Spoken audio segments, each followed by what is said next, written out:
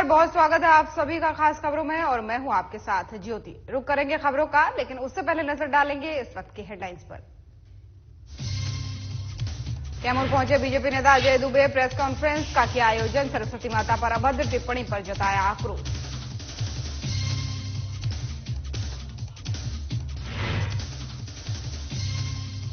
साहिबगंज में 1000 करोड़ रुपए का अवैध खनन घोटाला मामले की जांच कर रही ईडी की टीम उपायुक्त के सरकारी आवास पहुंचकर की छापेमारी।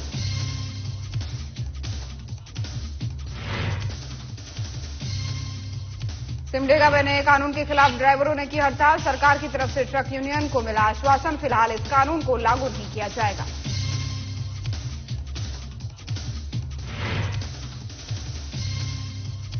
जमशेदपुर में 6 जनवरी को होगा शिविर का आयोजन, लोगों की जाएगी निःशुल्क चिकित्सा जांच। नामिया स्माइल फाउंडेशन के संस्थापक कुणाल चड़ंगी ने दी जानकारी।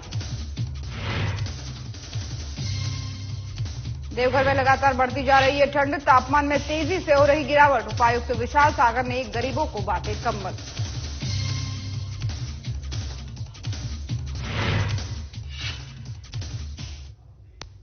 और बुलेटिन की शुरुआत करेंगे इस वक्त की बड़ी खबर के साथ। हजारीबाग से बड़ी खबर सामने आ रही है, जहां पर ईडी की छापेमारी हुई है। डीएसपी राजेंद्र दुबे के खिलाफ शिवपुरी आवास में ये ईडी की छापेमारी की गई है। वहीं अवैध खनन के मामले में ईडी कर रही है छापेमारी। राष्ट्रपति सम्मान से भी सम्मानित हो चुके हैं डीएसपी राजेंद्र दुबे, और डीएसपी राजेंद्र दुबे साहिबगंज में अभी कार्यरत है।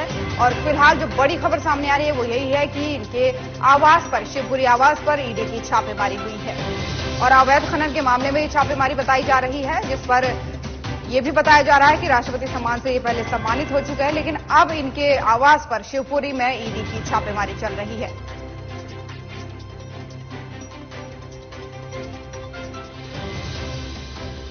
तो ये बड़ी और अहम जानकारी निकल करके हजारीबाग से सामने आ रही है आपकी टीवी स्क्रीन पर, जहां पर डीएसपी राजेंद्र दुबे के शिवपुरी आवास पर ईडी ने छापेमारी की है और अवैध खनन के मामले में ये छापेमारी बताई जा रही है। और इससे पहले आपको बता दें कि राष्ट्रपति सम्मान से भी ये सम्मानित हो चुके हैं अपने काम को लेकर के। और डीएसपी राजेंद्र दुबे फिलहाल जो है वो साहिबगंज में कार्यरत है, लेकिन इनके शिवपुरी आवास पर जो है वो ईडी की छापेमारी चल रही है और बताया जा रहा है कि अवैध खनन से जुड़ा यह मामला है, जिस पर ईडी अब शिकंजा कस रही है। और हजारीबाग से ये खबर सामने आ रही है। शिवपुरी में इनका आवास है, शिवपुरी से ही ये खबर भी सामने आ रही है, जहां पर ईडी की छापेमारी हो रही है।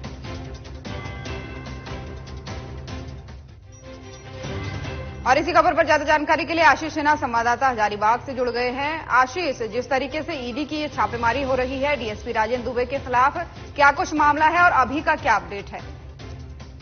बताना चाहूंगा कि अभी तक ईडी पत्रकारों से बात नहीं करती है और 15 सदस्यीय टीम जो है उनके हजारीबाग आवास पर जो है सुबह 6:30 बजे से पहुंचते ही उनके घर में रेड कर रही है और सुरक्षा के पुख्ता इंतजाम किए गए हैं, मगर अभी तक क्या कुछ हाथ लग पाया है ये अभी तक बातें क्लियर नहीं हो पाई है। जी, तो ये अवैध खनन का मामला है, क्या कुछ सुराग ईडी को मिले थे या इससे पहले कोई समन भी उनको जारी किया गया था? जी, अगर यहाँ बताना चाहूंगा कि यहाँ हजारीबाग में ईडी कुछ भी बताने से परहेज कर रही है और उन्होंने कहा, साफ तौर पे कहा है कि हमें बताने का परमिशन नहीं है। तो अब देखने वाली बात यह होगी कि जब तक छापेमारी नहीं चलती है उसके बाद क्या कुछ सामने छन कर आ पाता है। बिल्कुल बिल्कुल आशीष, जिस तरीके से बताया जा रहा है इनका बैकग्राउंड अगर खंगाला जाए तो राष्ट्रपति सम्मान से भी ये सम्मानित हो चुके हैं, लेकिन अब इतना बड़ा आरोप कहीं ना कहीं इन पर लगना किस ओर इशारा कर रहा है? जी, बताना चाहूंगा कि जो डीएसपी राजेंद्र दुबे थे वो अवैध खनन मामले में उनको जो है आवास पर छापेमारी कर रही है और वो जो मुख्यमंत्री हेमंत सोरेन है उनके जो प्रतिनिधि पंकज मिश्रा है उनके बहुत करीबी बताया जा रहा है। कहीं न कहीं इससे भी जुड़ा जो है कि ईडी इनके घर पे छापेमारी कर रही है। बिल्कुल बिल्कुल आशीष, बहुत बड़ी खबरें हैं और इस पर नजर बनाए रखेगा। फिलहाल बहुत बहुत धन्यवाद आपका तमाम सारी जानकारियों के लिए।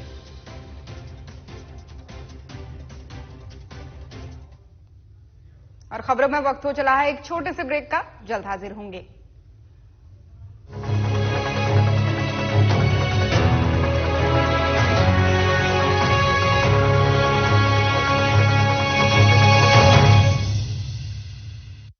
सभी को जोहार।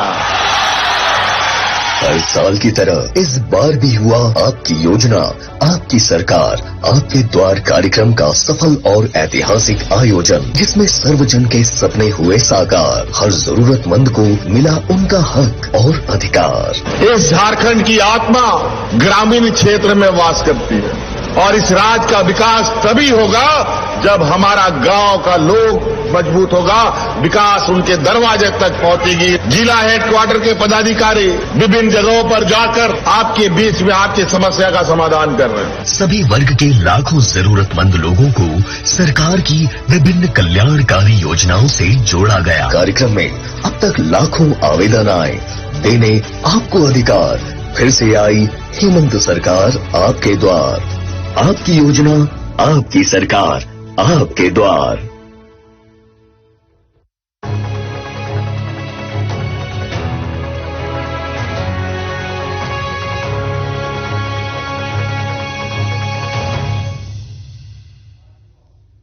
और ब्रेक के बाद एक बार फिर से स्वागत है आप सभी का। चलिए खबरों में आगे बढ़ेंगे और कैमूर में सुप्रीम कोर्ट के अधिवक्ता समेत बीजेपी नेता अजय दुबे पहुंचे, जहां उन्होंने भभुआ शारदा पैलेस में एक प्रेस कॉन्फ्रेंस की।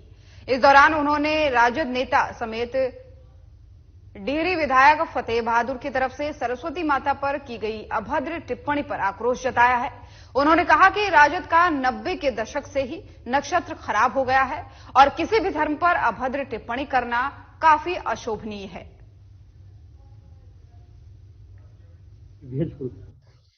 राजद का जो चरित्र है ये 90 के दशक से ही ये पूरा देश जानता है, बिहार प्रदेश ही नहीं पूरा देश जानता है। कभी राजद के नेता चंद्रशेखर जी कभी कहते हैं कि रामायण को जला दो, कभी हनुमान चालीसा के ऊपर गाली देते हैं, कभी इनके फतेह बहादुर जी जो हैं वो सरस्वती माँ के ऊपर टिप्पणी करते हैं। ये इतने सयाने नहीं हो गए हैं राष्ट्रीय जनता दल के नेता कि वो किसी धर्म के ऊपर इस तरह की टिप्पणी करें। उनको अगर टिप्पणी करना है तो वो हलाला के ऊपर क्यों नहीं करते? वो टिप्पणी करना है तो वो मदरसा के ऊपर क्यों नहीं बोलते?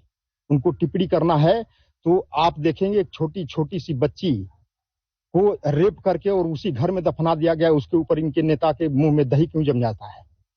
उसके ऊपर टिप्पणी करें। और अभी सुनने में ये भी आ रहा है कि कल लालू प्रसाद यादव और राबड़ी देवी के घर के बाहर राम मंदिर का जो भव्य उसका उद्घाटन हो रहा है 22 जनवरी के, उसके खिलाफ वहां पोस्टर चिपकाए गए थे।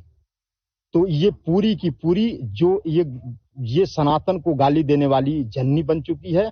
और यही नहीं, ये इनके अलायंस जो इंडी अलायंस है जिसको घमंडिया गठबंधन के नाम से पुकारा जा रहा है, इनके सभी नेता, कभी एमके स्टालिन का जो बेटा है उदयनिधि स्टालिन, वो कहता है कि सनातन को जड़ से खत्म करना है, समूल नाश करना है। ये सभी लोग खत्म हो जाएंगे, सनातन वही का वही है। सनातन किसी को गाली देने से खत्म नहीं होने वाला है। और जिस दिन 100 करोड़ सनातनी जग जाएगा उस तरह फतेह बहादुर क्या, लालू प्रसाद यादव और राबड़ी जैसे लोग उखड़कर इस जमीन से खत्म हो जाएंगे। इसमें बहुत ज्यादा मुझे कहने की आवश्यकता नहीं है।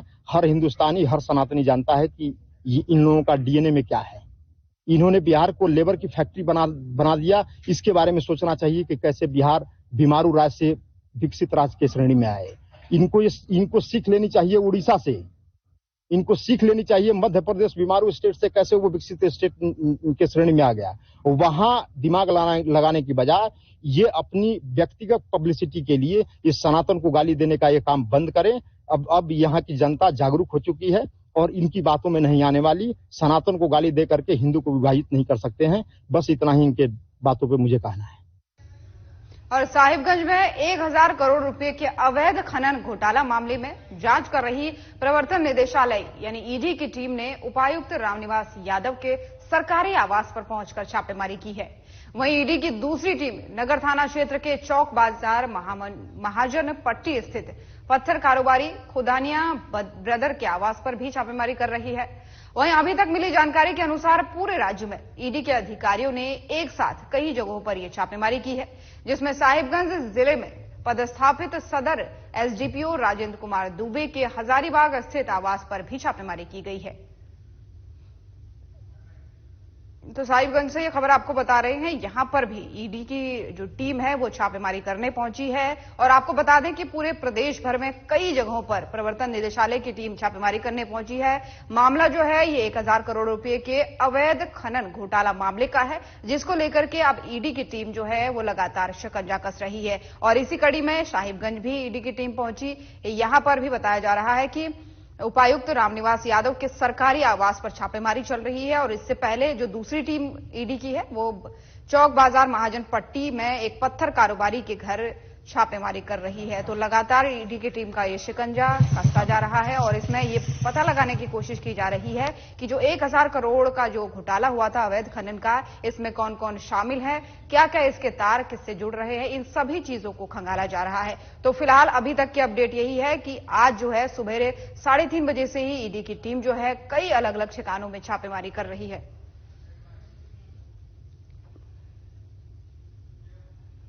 और वहीं सिमडेगा में केंद्र सरकार की तरफ से लाए गए मोटर अधिनियम के नए कानून के खिलाफ ड्राइवरों ने हड़ताल की है, जिसके कारण सिमडेगा बस स्टैंड से खुलने वाली सैकड़ों की संख्या में बसों के पहिए थम चुके हैं। वहीं दूसरी तरफ यात्रियों को काफी परेशानियों का सामना भी करना पड़ रहा है। इस दौरान चालकों ने बताया कि केंद्र सरकार की तरफ से लाया गया ये कानून चालकों के हित में नहीं है। हालांकि अब सरकार और ट्रांसपोर्ट संगठन के बीच सहमति बनने के बाद ट्रक चालकों का हड़ताल जो है अब उन्होंने समाप्त कर दी है, जिससे आम लोगों ने थोड़ा सा राहत की सांस ली है।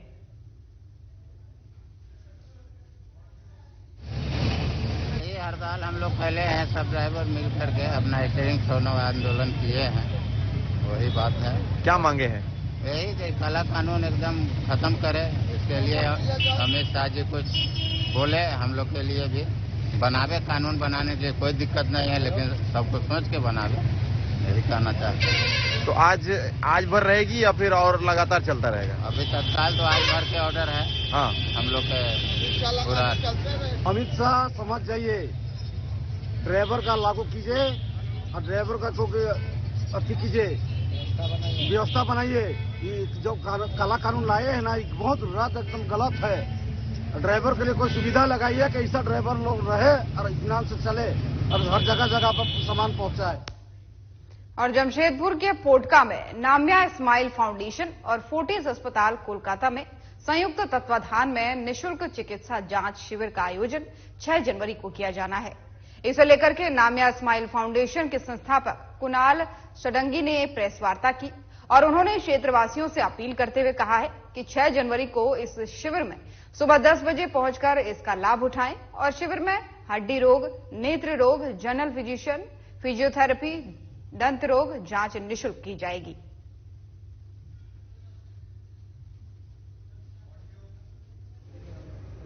हम सब जानते हैं कि कोविड ने फिर से दस्तक दी है और भारत में कई प्रदेशों में कोविड के नए वेरिएंट के संक्रमण के मामले आ रहे हैं और लगातार नाम्या स्माइल फाउंडेशन के द्वारा जिले के विभिन्न प्रखंडों में स्वास्थ्य जांच शिविर, निःशुल्क स्वास्थ्य जांच शिविर, फोर्टिस और अन्य प्रतिष्ठित अस्पतालों के सहयोग से लगाया जाता रहा है। उसी क्रम में आने वाली 6 तारीख को शनिवार को पोटका के मध्य विद्यालय में ये निःशुल्क स्वास्थ्य जांच शिविर लगाया जाएगा, जिसमें स्त्री और प्रसूति, हड्डी रोग, नेत्र रोग, जनरल फिजिशियन, फिजियोथेरेपी, दंत रोग, ब्लड प्रेशर, ब्लड शुगर समेत अन्य कई रोगों का निःशुल्क जांच और आवश्यक दवाएं भी जरूरतमंदों के बीच वितरित। और बाबा नगरी देवघर लगातार ठंड की चपेट में है। पिछले 6 दिनों से जिले का पारा लगातार गिरता जा रहा है और ऐसे में देवघर उपायुक्त विशाल सागर के द्वारा देवघर शहरी क्षेत्र का देर रात भ्रमण किया गया और इस दौरान उपायुक्त ने फुटपाथ पर रात गुजारने वाले गरीब लोगों के बीच कंबल का वितरण किया। मौके पर देवघर उपायुक्त ने कहा कि जिले का पारा लगातार गिर रहा है और जिसे देखते हुए जिला प्रशासन के द्वारा निगम के सहयोग से कई चिन्हित जगहों पर अलाव की व्यवस्था की गई है और इसके अलावा सरकार की ओर से जिले में 80,000 कंबल वितरण का लक्ष्य भी रखा गया है।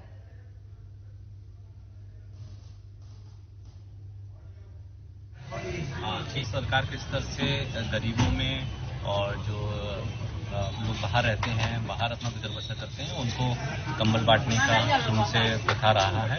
इस वर्ष भी सरकार के स्तर से देवघर जिला में करीबन 80,000 कंबल बांटने का हमारे पास में टारगेट है। ऑलरेडी हम लोग बड़ी संख्या में कंबलों को बांट चुके हैं, लेकिन शहरी क्षेत्र में आज मेरे द्वारा निकला गया है और ऐसे गरीब व्यक्ति जो कि बाहर अपना गुजर बसर कर रहे हैं, जिनकी देखभाल नहीं है, वहाँ पे हम लोग कंबल बांट रहे हैं। और यहाँ पर रुकेंगे एक छोटे से ब्रेक के लिए, जल्द हाजिर होंगे।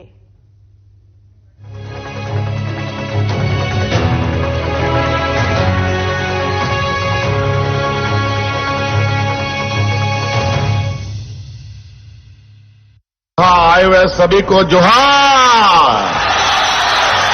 हर साल की तरह इस बार भी हुआ आपकी योजना, आपकी सरकार, आपके द्वार कार्यक्रम का सफल और ऐतिहासिक आयोजन, जिसमें सर्वजन के सपने हुए साकार। हर जरूरतमंद को मिला उनका हक और अधिकार। इस झारखंड की आत्मा ग्रामीण क्षेत्र में वास करती है और इस राज्य का विकास तभी होगा जब हमारा गांव का लोग मजबूत होगा, विकास उनके दरवाजे तक पहुंचेगी। जिला हेडक्वार्टर के पदाधिकारी विभिन्न जगहों पर जाकर आपके बीच में आपकी समस्या का समाधान कर रहे हैं। सभी वर्ग के लाखों जरूरतमंद लोगों को सरकार की विभिन्न कल्याणकारी योजनाओं से जोड़ा गया। कार्यक्रम में अब तक लाखों आवेदन आए, देने आपको अधिकार। फिर से आई हेमंत सरकार आपके द्वार, आपकी योजना, आपकी सरकार, आपके द्वार।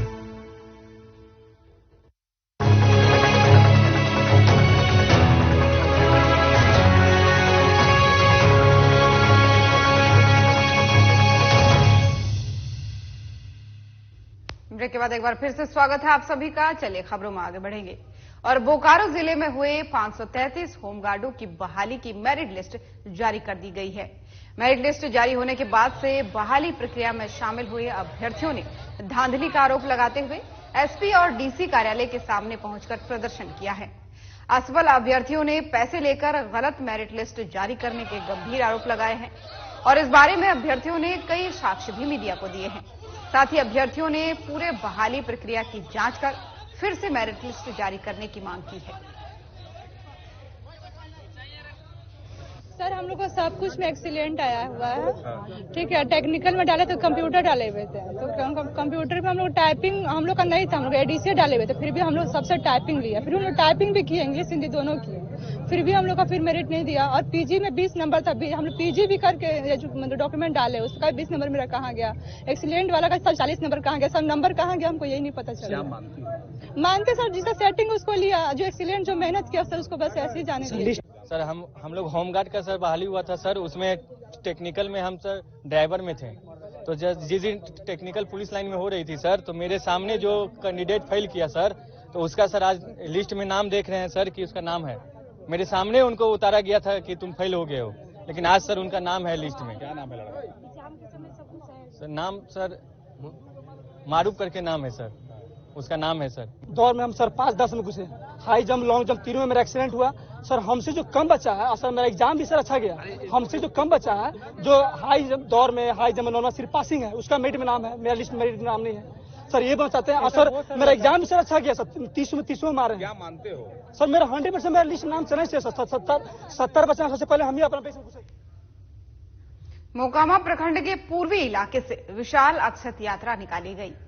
औंठा ग्राम के शीला हाई स्कूल से निकाली गई अक्षत कलश यात्रा बहड़िया बाहा तक गई और 1000 बाइक जुलूस के साथ निकाली गई। इस कलश यात्रा का पूरे इलाके में भव्य स्वागत किया गया।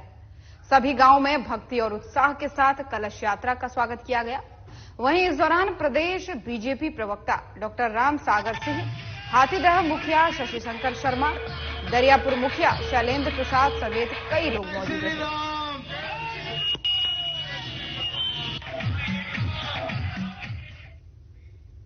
और खबरों में वक्त हो चला है एक छोटे से ब्रेक का, जल्द हाजिर होंगे।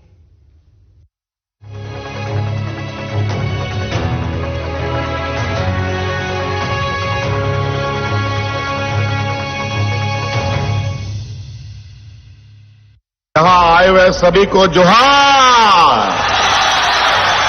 हर साल की तरह इस बार भी हुआ आपकी योजना, आपकी सरकार, आपके द्वार कार्यक्रम का सफल और ऐतिहासिक आयोजन, जिसमें सर्वजन के सपने हुए साकार। हर जरूरतमंद को मिला उनका हक और अधिकार। इस झारखंड की आत्मा ग्रामीण क्षेत्र में वास करती है और इस राज्य का विकास तभी होगा जब हमारा गांव का लोग मजबूत होगा, विकास उनके दरवाजे तक पहुंचेगी। जिला हेडक्वार्टर के पदाधिकारी विभिन्न जगहों पर जाकर आपके बीच में आपकी समस्या का समाधान कर रहे हैं। सभी वर्ग के लाखों जरूरतमंद लोगों को सरकार की विभिन्न कल्याणकारी योजनाओं से जोड़ा गया। कार्यक्रम में अब तक लाखों आवेदन आए, देने आपको अधिकार।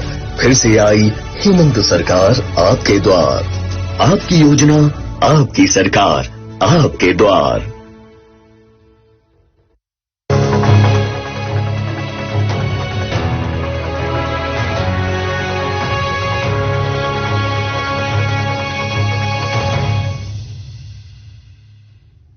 और ब्रेक के बाद एक बार फिर से स्वागत है आप सभी का। चलिए खबरों में आगे बढ़ेंगे। मोकामा टाल क्षेत्र में किसानों पर एक बार फिर दबंगों का कहर टूटा। तारतर ग्राम निवासी कन्हई यादव ने बताया कि उनकी मसूर की फसल में जहर का छिड़काव कर उसे नष्ट कर दिया गया है। लहलहाती मसूर की फसल में जहर का असर दिखना शुरू हो गया है। किसान का आरोप है कि दबंगों की मांग पूरी नहीं किए जाने से फसल में उन्होंने जहर डाल दिया और इस बाबत पीड़ित किसान की लिखित तहरीर पर घोसवरी पुलिस ने तफ्तीश शुरू कर दी है। बताते चले कि मोकामा टाल क्षेत्र में इसी सप्ताह फसल में जहर देने की दूसरी घटना से किसानों में खौफ का माहौल है।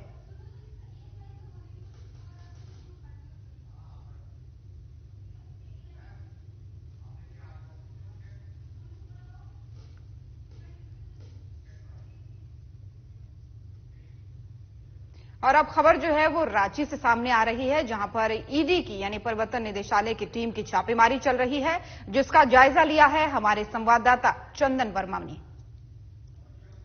हेमंत सोरेन के बेहद करीबी माने जाने वाले और उनके मित्र कहे जाने वाले विनोद कुमार सिंह के आवास पर ईडी ने दबिश बनाई है। सुबह तकरीबन 6 बजे से ही ईडी की छापेमारी जो है मुख्यमंत्री के करीबी माने जाने वाले लोगों के ठिकाने पर ईडी की छापेमारी जो है लगातार चल रही है। यहां तक कि बात करें कि मुख्यमंत्री के प्रेस सलाहकार पिंटू दुबे के आवास पर भी छापेमारी की जा रही है। इसके साथ ही साहेबगंज डीसी और डीएसपी के यहां भी छापेमारी की जा रही है। इसके अलावा अगर बात करें तो झारखंड, बिहार और राजस्थान में भी ईडी ने दबिश बनाई है। बिहार की बात करें तो पप्पू यादव और पप्पू यादव के करीबियों पर भी ईडी ने दबिश बनाई है और कहा यह भी जा रहा है कि पप्पू यादव जो है पत्थर के कारोबार से जुड़े हुए हैं। लेकिन अगर बात करें झारखंड की तो झारखंड में भी कई मामलों में ईडी ने दबिश बनाई है और तमाम जो दस्तावेज है उसकी जो है तहकीकात कर रहे हैं। कई जो सूत्र हैं वो यह भी बता रहे हैं कि इस ईडी ने जो दबिश बनाई है इससे कहीं ना कहीं जो सीएम की जो मुश्किलें हैं वो बढ़ने वाली है। तो ऐसे में जो विनोद कुमार सिंह हैं उनके यहाँ जब ईडी पहुंची है तो एक जेरोक्स मशीन लेके पहुंची है ताकि जो भी दस्तावेज बरामद हो उसका जो एक कॉपी है वो खुद ईडी यहाँ से जब्त करके ले जाए। तो ऐसे में कयास यही लगाया जा रहा है कि इन छापेमारियों से कहीं ना कहीं मुख्यमंत्री का जो परेशानी है वो बढ़ने वाली है।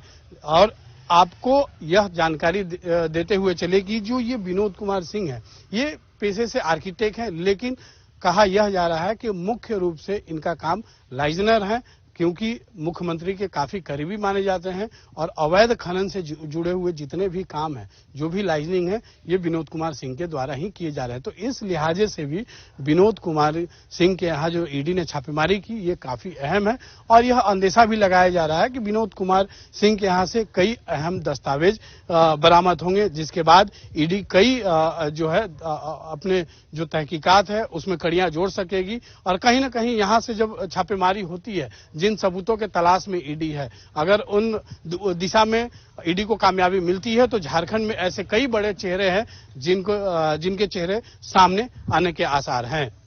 तो आगे देखना होगा कि आखिर ईडी की जो ये बड़ी जो दबिश है वो किन रास्तों को खोलती है, इस जांच की दिशा को किस ओर ले जाती है। सहयोगी सूर्यान के साथ चंदन वर्मा, साधना न्यूज, रांची। और साहिबगंज जिरवाबाड़ी थाना क्षेत्र के छोटी सोलबंधा में नए साल का जश्न मना रहे ग्रामीणों के बीच 2 अपराधियों की ओर से हथियार लहराने का मामला सामने आया है। इस घटना से भयभीत ग्रामीणों ने थाने में आवेदन देते हुए जान माल की सुरक्षा की मांग की है।